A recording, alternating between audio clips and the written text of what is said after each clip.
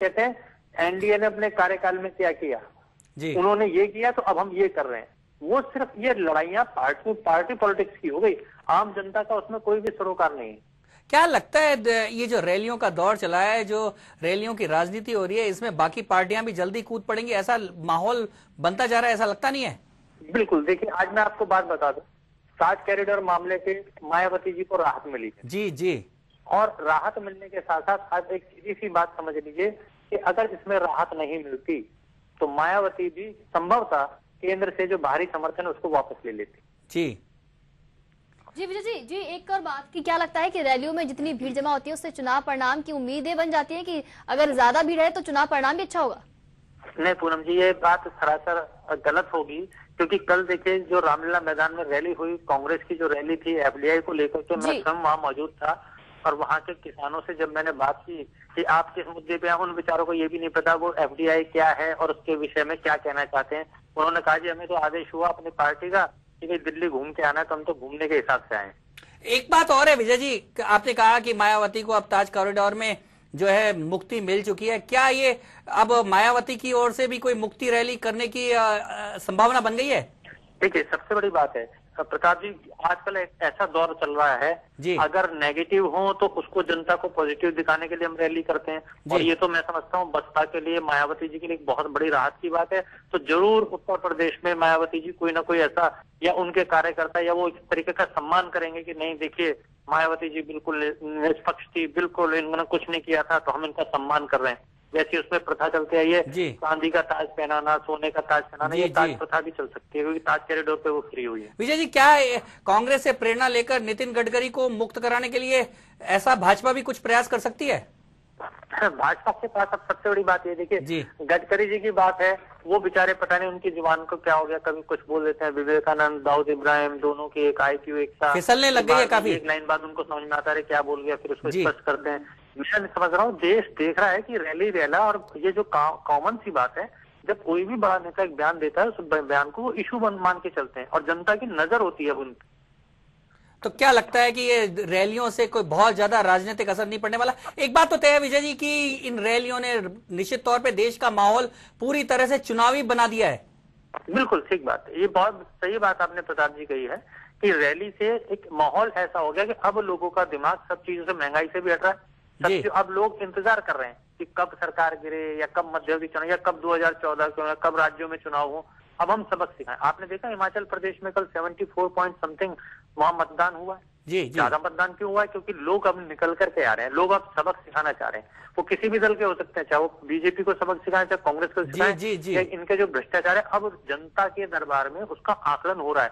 रैलियों की भीड़ तंत्र से कुछ फर्क पड़ने वाला नहीं। धन्यवाद धन्यवाद विजय जी, धन्यवाद पूरी जानकारी की। कुल मिलाकर बता रहे थे कि रैलियों से कुछ होने वाला नहीं है, रैलियों की भीड़ से कुछ होने वाला नहीं है, और जनता शायद रैलियों में आने के बाद और उलट निर्णय भी कर सकती है। इसलिए रैलियां तो निश्चित तौर पर राजनीतिक माहौल तो बना चुकी है। एक बात यहाँ पर कि जिस तरह से लगातार रैलियां आ रही हैं, आरोप प्रत्यारोप लग रहे हैं, लोगों को समझने का मौका मिल रहा है कि इन्होंने क्या किया और उसके जवाब में इन्होंने क्या कहा। तो वो मतदाता जो है वो भी जागरूक यहाँ पर लगातार हो रहा है। बिल्कुल, और ऐसा लग रहा है कि शायद राजनीतिक दल तो अपनी शक्ति प्रदर्शन के लिए कर रहे हो, लेकिन जनता को जल्दी जागरूक होने का मौका मिल रहा है। और ये मेरे को लगता है कि इन राजनीतिक देवताओं के लिए तो ये खतरनाक है, इनको तो चाहिए था ये ज्यादा जल्दी बहुत पहले ही जागरूक कर रहे हैं जनता को। इसलिए यदि राजनीतिक दल सुन रहे हैं तो आपके लिए खतरनाक है ये। जी बिल्कुल, तो यहाँ पर चर्चा रही जारी, रुकेंगे छोटे से ब्रेक के लिए।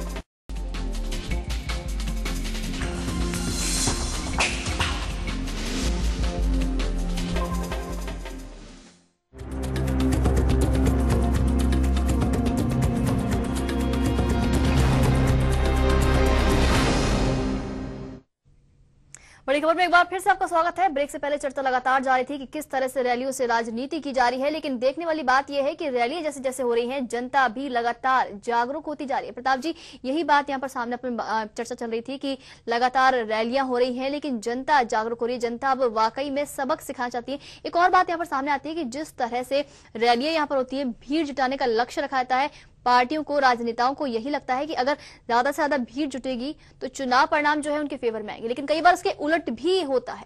नहीं, वैसे तो पॉलिटिशियन समझ चुके हैं, क्योंकि इस रैलियों में भीड़ जुटाने के लिए जितना पसीना बहाना पड़ता है, राजनेता खुद ही नहीं चाहते कि रैलियां हो, क्योंकि जितना पैसा और जितना परिश्रम इनको करना पड़ता है, इस परिश्रम के आदी नहीं रहे हैं राजनेता भी, और धन उनकी जेब से खर्च होता है। ये कोई कहीं दूसरे लोग नहीं देते थे, उनकी जेब से खर्च होता है। तो बड़ा बुरा लगता है कि रैलियों के लिए उनको पैसा लगाना पड़ता है।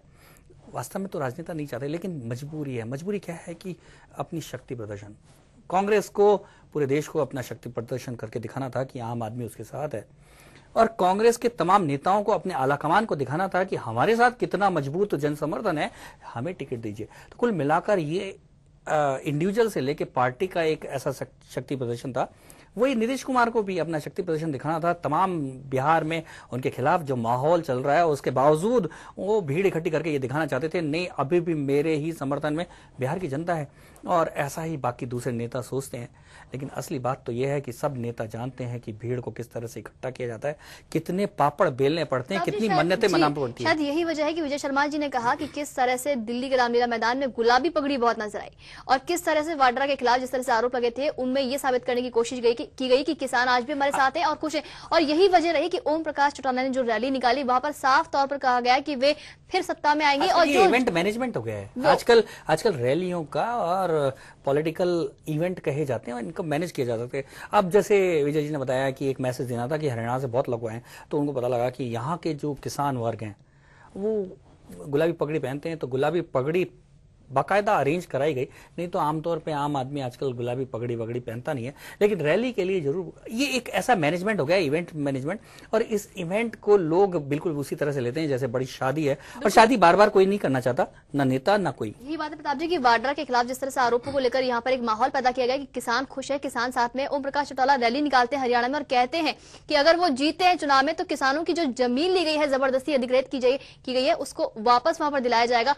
और वो भी वहां पर रैली निकालते हैं और खूब गरजते हैं। तो क्या लगता है कि जिस तरह से रैलियों पर रैलियां हो रही हैं, जनता जान चुकी है कि हमारे फेवर में कौन है और कौन ऐसा है कि जिसे हम अगर वोट देंगे तो वो हमारे लिए करेगा। अब रैलियों के माध्यम से ही वो जवाब देना चाहते हैं कि किसके साथ समर्थन है, लेकिन जनता जानती है। जनता जो वहां रैलियों में जाती है वो रैलियों में जाकर तय नहीं करती, वो सब नेताओं को देख रही है, और आने वाले जब भी उनको बटन दबाना होगा तो वो सोच समझ के बटन देंगे।